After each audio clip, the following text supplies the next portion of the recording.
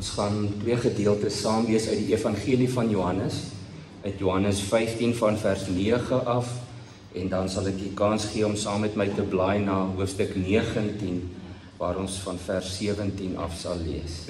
Johannes 15, vers 9 tot 17, en dan Johannes 19, vers 17 tot 30, maar ek sal dit weer aankondig. Kom ons bid saam. Wat 'n voorreg, Here Jesus, dat U en die ganse skepping 'n liefdeslied sing vir U en ook vir ons. Dat U jubel en juig oor elkeen van U kinders, elkeen van ons, Vader, dat U stil tevrede is in U liefde. Koning Jesus, dat ons daaraan kan dink, hoe dat U elke mens op sy of haar naam ken. Dat U elkeen van ons stip in die oë kyk. Selfs toe U die kruis moes dra, juis dan toe U die kruis gedra het, het U aan elkeen van ons gedink. Ons het U baie lief, Here. Amen.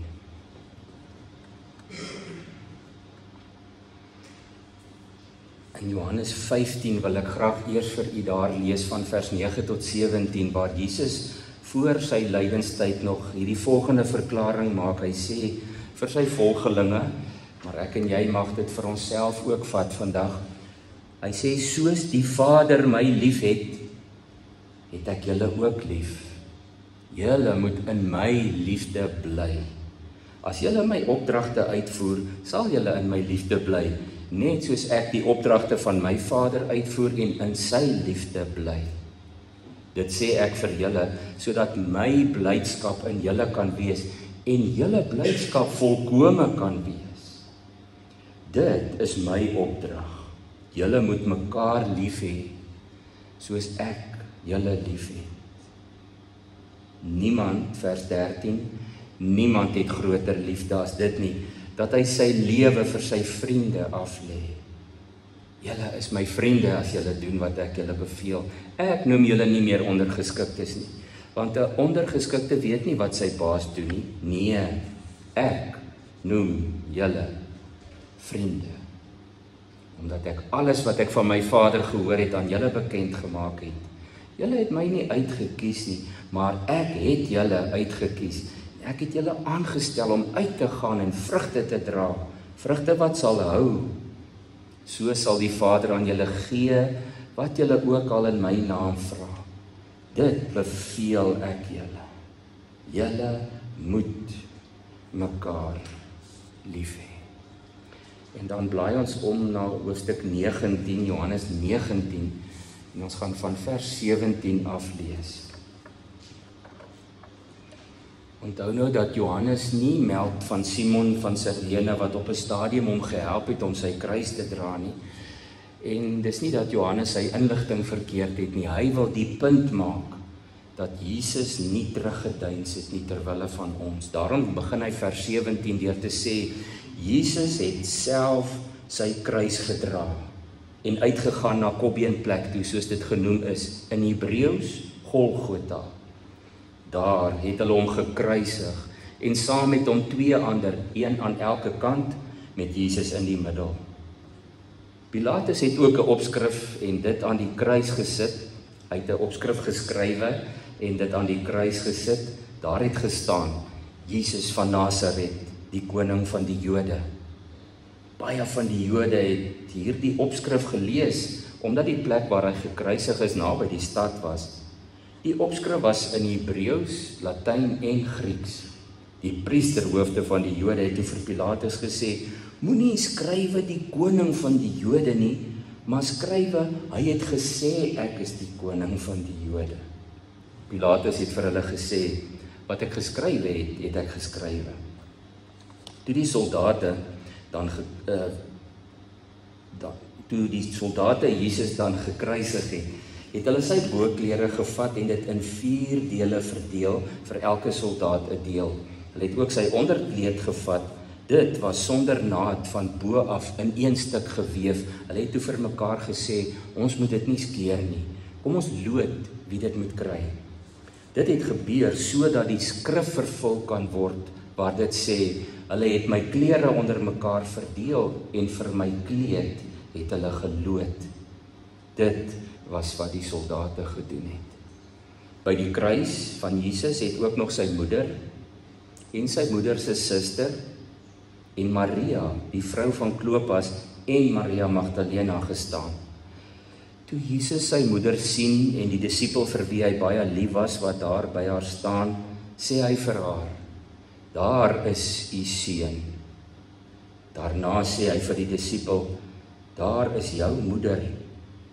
Van daardie oomblik af het die disipel haar in sy huis geneem.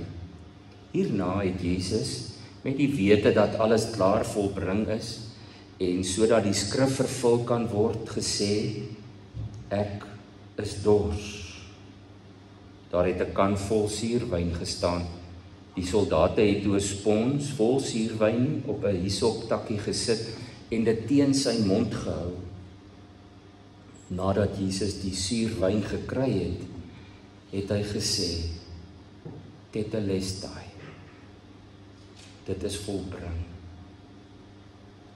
Toe het hy sy kop vooroor laat sak en die laaste asem uitgeblaas. Ek wil net uit die gedeeltes wat ons gelees het, weer vir die uit Johannes 15, vers 12 tot 15 lees, waar Jesus gesê het, dit is my opdrag.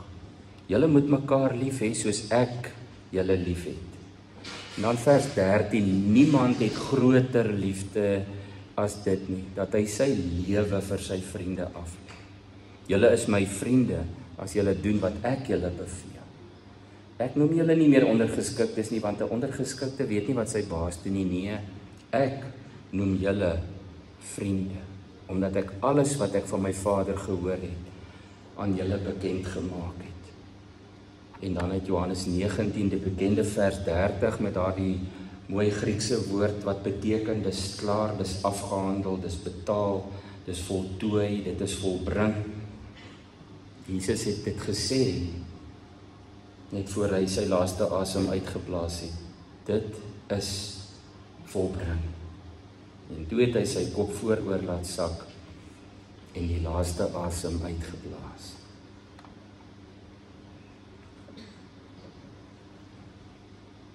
Daar was jare gelede 'n film gemaak oor die oorlog, ek dink dit was in Vietnam. En in die Vietnamese oorlogskamp was die soldate baie sleg behandel en gereeld wanneer een van hulle volgens die soldate, maar volgens die gevangenispersoneel wat ook maar soldate van die vyand was, wanneer hulle dalk iets oortree het of nie gedoen het wat van hulle verwag was nie en partykeer sonder goeie rede, dan is hulle doeteenvoudig tereggestel en doodgemaak.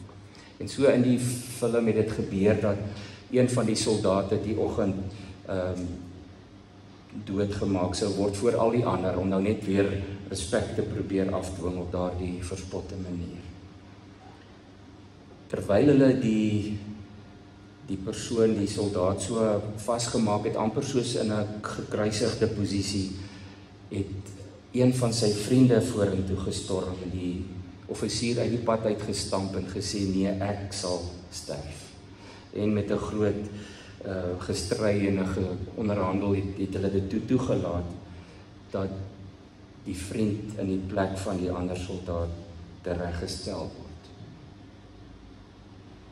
En daarom wou ek graag vir julle lees dat Jesus ook gesê het, niemand het groter liefde as dit nie. Nou, ek en jy ken Goeie Vrydag. Dit is vir baie van ons al ons 50ste of 60ste Goeie Vrydag wat ons bywoon of vier. Ons weet wat is die inhoud en die impak en die gewig van hierdie dag. Ons weet ook dat dit vroeër jare 'n baie swaar en donker dag was, omdat die klem geval het op die lyding en die pyn van Jesus Christus, en dit word nie weggeneem. Maar ons het ook gehoor dat dit vir ons, vir my en vir jou, die beste Vrydag is, en daarom is sy naam Goeie Vrydag. En daar's kerke wat hierdie naweek verskillend hanteer. Daar's Paasfees saamtrekke. In die ouer Christenkerke jare, eeue gelede dalk, en daar is nog plekke waar dit so gedoen word daar op Paasondag gedoop. Alle bekeerlinge en kinders wat gedoop moes word, het hulle voorgesê, wag vir Paasfees, want dit is die begin van die Christendom. Jesus Christus leef uit eie graf uitgekom om te bewys dat hy die koning is, en daarom is baie mense op daardie dag gedoop. Kerke doen op verskillende dae hou hulle nagmaal. Baie gemeentes doen dit steeds die donderdag aand, want dit is die aand toe Jesus die nagmaal ingestel het, maar dit was nie 'n sterk kerktradisie dat daar die donderdag aand iets gereël moet word. Want die groot dag is Vrydag en die groter dag is Sondag met die Paasfees. Die nagmaal word deur sommige kerke op Goeie Vrydag gehou in herinnering aan wat gisteraand gebeur het met Jesus se gevangenisneming, maar baie kerke soos ons verkies om die fees te vier op die opstandingsdag. Dit is ook die eerste dag toe Jesus brood gebreek het met mense saam na sy opstanding in Emmaus, dit kan julle onthou. Maar ek wil nie hê ons moet vandag dit miskyk. Ergens deur die dag moet jy tyd maak om te gaan sit alleen en te dink aan die prys wat Jesus betaal het uit liefde vir jou. Dit was die prys. Ons het dit verlede week gehoor, ek lees dit net vandag weer in 1 Petrus 1, vers 18 en 19, waar Petrus die gelowiges met wie hy werk, met wie hy saam in 'n gemeente is, daaraan herinner. Hy sê, julle weet tog, dat julle nie met verganklike middele, goed wat kan vergaan, soos goud of silwer losgekoop is uit julle oorgeërfde sinlose bestaan nie. Nee, sê hy, julle is gekoop met die kosbare bloed van Christus, die lam wat vlekloos en sonder gebrek is. Die priesters was baie keer 'n bietjie streng, en ek dink baie keer dalk bietjie spytvol ook. Hulle het offerlammers afgekeer. Waar kry jy nou so vinnig weer 'n ander perfekte, vlekkelose wit lam? Maar dit was die wet. Die gesin, die pa moes daar kom en vir die priester wys, dit is die lam wat ons oor 'n week gaan offer. En dan het hulle hom geïnspekteer, gekyk dat daar geen gebrek is nie, niks fout, daar mag niks fout gewees het met daardie lam nie. Nou herinner Petrus ons daaraan, dat die een met wie daar niks fout gevind kon word nie, het in ons plek die prys betaal. So ons sou verstaan hoe moeilik dit is om vir iemand borgtog te betaal van R1 miljoen en mense het dit nie en jy moet dit gaan bymekaar maak. Petrus sê, dit is niks, moenie eers daaraan dink nie. Paulus skryf dit ook, in Titus hoofstuk 2 vers 14 skryf hy, dat Jesus Christus homself vir ons as offer gegee het, om ons van alle ongeregtigheid vry te maak, en ons van sonde te reinig, sodat ons sy eie nuwe volk kan wees, wat ywerig is om die goeie te doen. Ons ken Goeie Vrydag, ons ken die prys wat betaal is. Ons ken ook vir Jesus. Hoe goed weet ek nie altyd nie.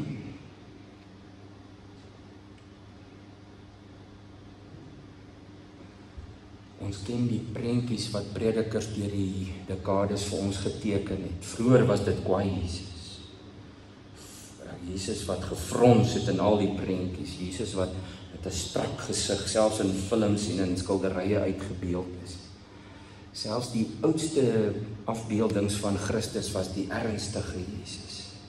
En daarmee sê ek nie dat hy nie ernstig was nie, maar as ons in die evangelies lees, en as ons mooi, stadig en diep lees, dan kom ons agter hy was volledig mens.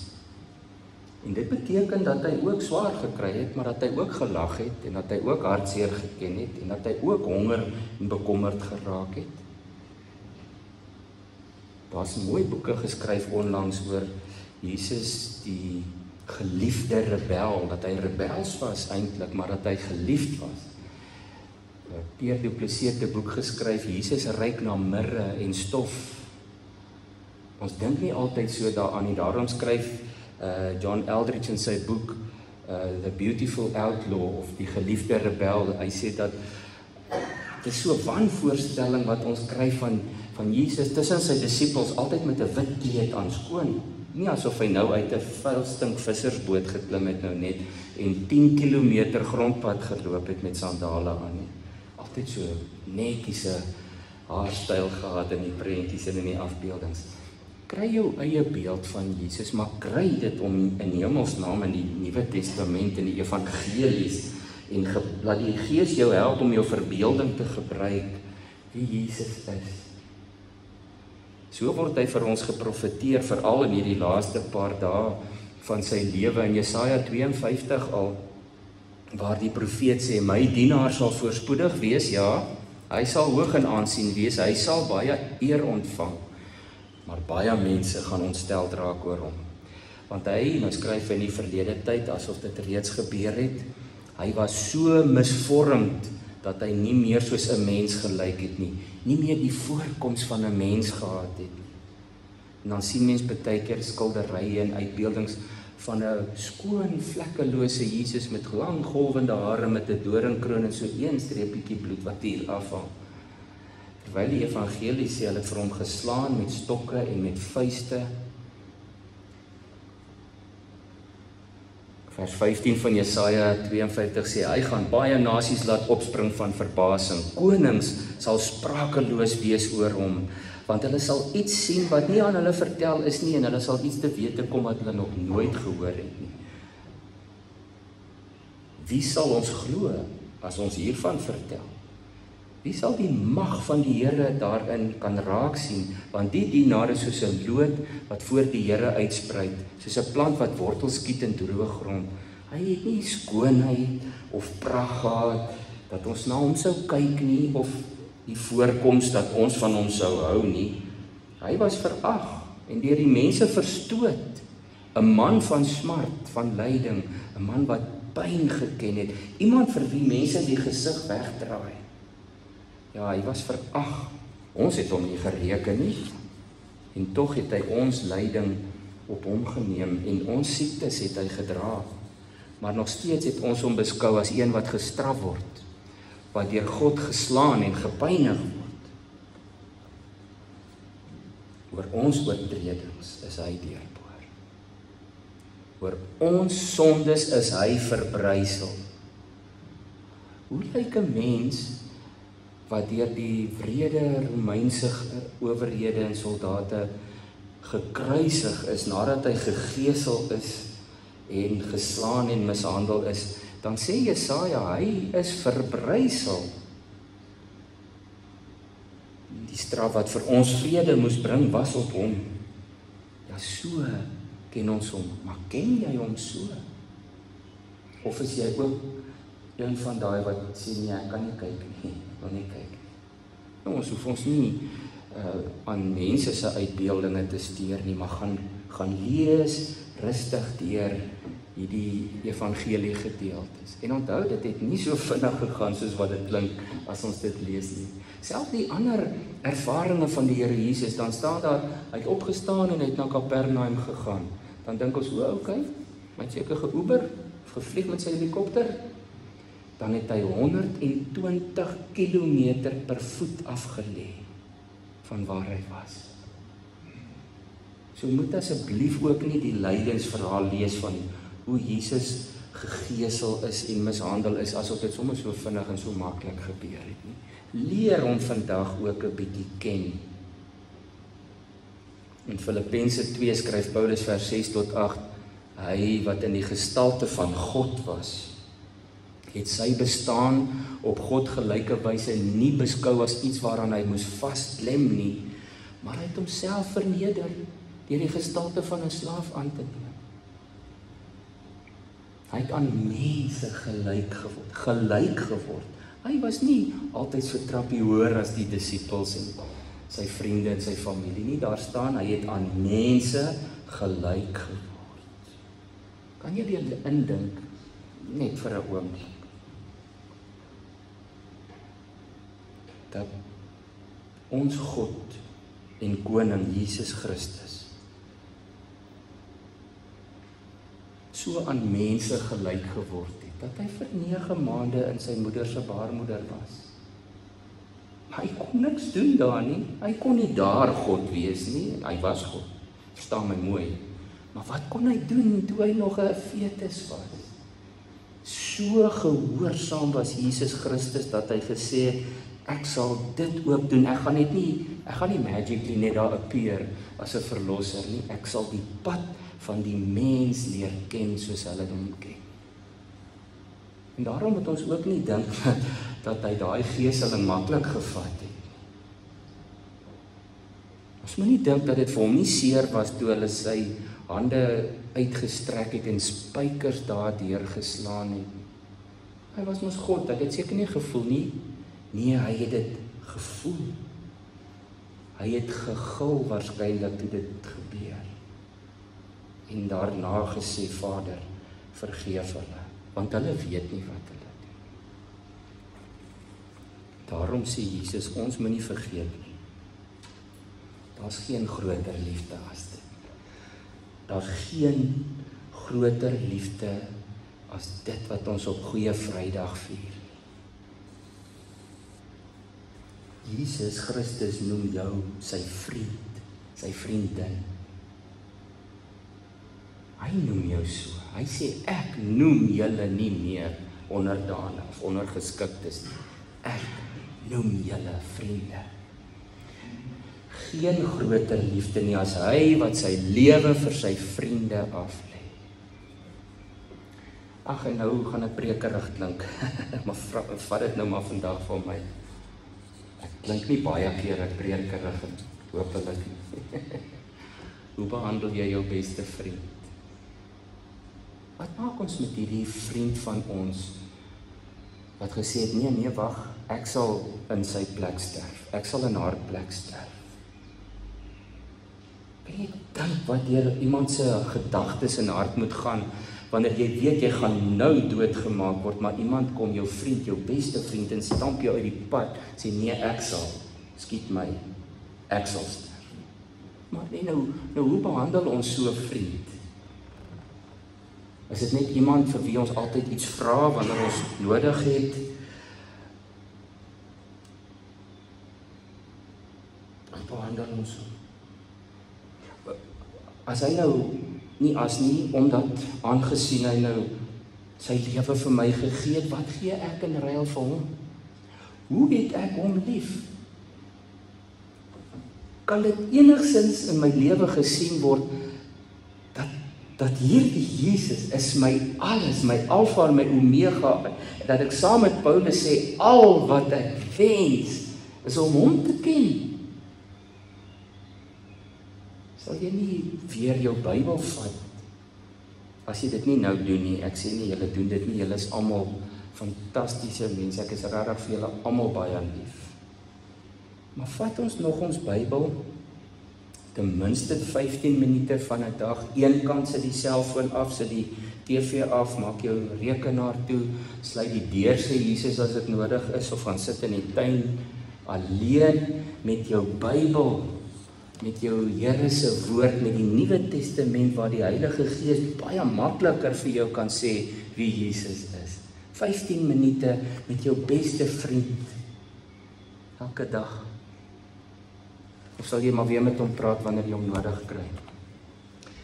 Ag, ek wil nie vir julle preek nie. Ek preek vir myself.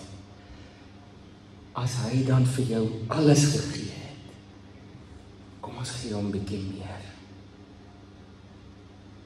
Ek wil nie sê ons skuld dit vir hom nie, want skuld is negatief. Ons skuld hom niks. Hy verwag nie dat ons iets terugbetaal nie. Maar ons moet hom dit gun. Hy verdien dit dat ons hom lief het. So hierdie Goeie Vrydag, dink net ergens vandag bietjie daaraan. Hoe kan jy hom nog meer lief hê? Hoe kan jy jou liefde vir hom dalk 50% meer maak of verdubbel? Amen. Kom ons bid saam. Here Jesus, ons weet dat U nie U liefde vir ons kan verdubbel nie, want U het ons volledig en maksimum lief. So lief het U ons dat U U lewe afgelê het vir U vriende, selfs toe ons nog sondaars was, toe ons nog vyande was, het U in ons plek gesterf. Het U nadat U die suurwyn geneem het, met 'n bewende stem verklaar, dit is afgehandel, dit is volbring. En toe het U die laaste asem vir elkeen van ons uitgeblaas.